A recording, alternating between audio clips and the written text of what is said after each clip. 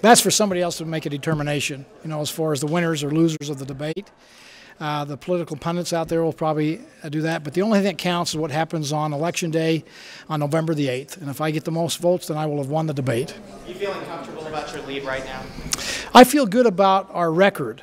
I have a good record, and I think a record of accomplishments that people resonate with. As I mentioned earlier, the right track, wrong track polling shows that we are in step with the people of Utah, at least about 80% of them. That's a pretty good number. So I feel good that we're, in fact, having the right policies, getting the right outcomes, and it's resonating with the people of Utah. I expect my approval rating, my right track, wrong track are all good numbers.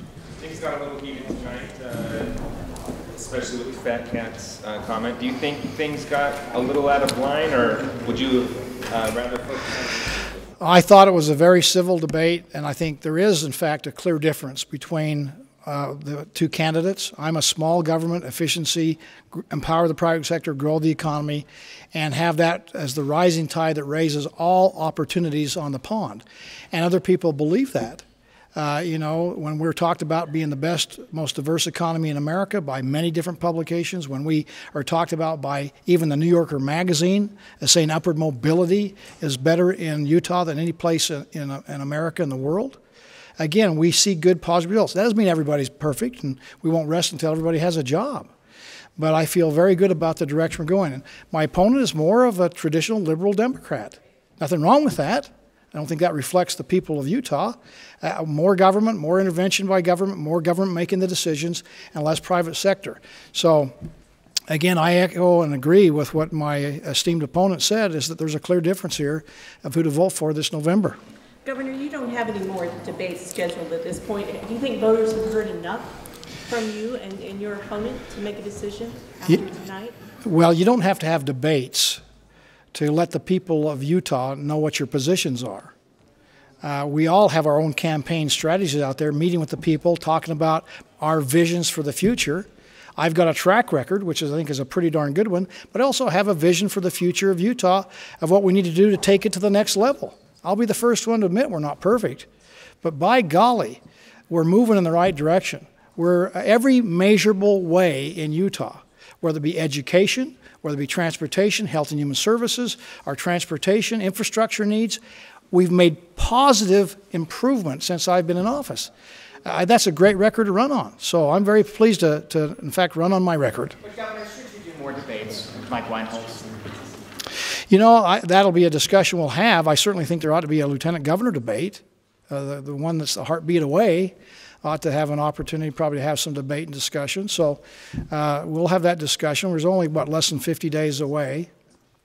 And again, for me, I think getting out and governing the state of Utah is really the right thing to do. I cannot divorce myself from those responsibilities, but it's a discussion we'll have going forward.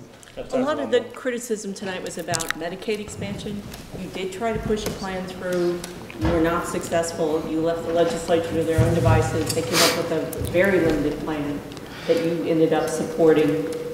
Is there more work to be done, and can you do more work with the legislature, or is this done? Is this as far as we can go as the state? The health care is a complex issue. It's not as simplified, and even President Obama, as he's talked to me, said, I know there's a lot of room for improvement with the Affordable Care Act. So again, I think as we see this thing unfolding, there's a lot of red flags and concerns out there that ought to be addressed. We don't want to buy a pig in a poke. We want to pay something we can't afford to match going forward. That being said, this is probably an evolutionary process, and a half a loaf is better than no loaf. And so I applaud the legislature for coming up with something that's better than nothing. Again, my approach on Health Utah I thought was the best approach, the more common sense approach. And not only did it help with health care, but it helped provide opportunities for people to have jobs, you know, so they could support themselves. People come there for government assistance. I understand that, but let's help them get off of government assistance and help them have the dignity of work. And so that's part of the success of Utah. That's why our poverty rates are 1/3 below the national average. And for young youth poverty, children poverty, it's 50% below the national average. So we're doing some really great things, but the debate continues. And again, I will work with the legislature to always work to find a better way to do things, and we are doing that. In fact, we are much better now than 7 years ago when I came into office.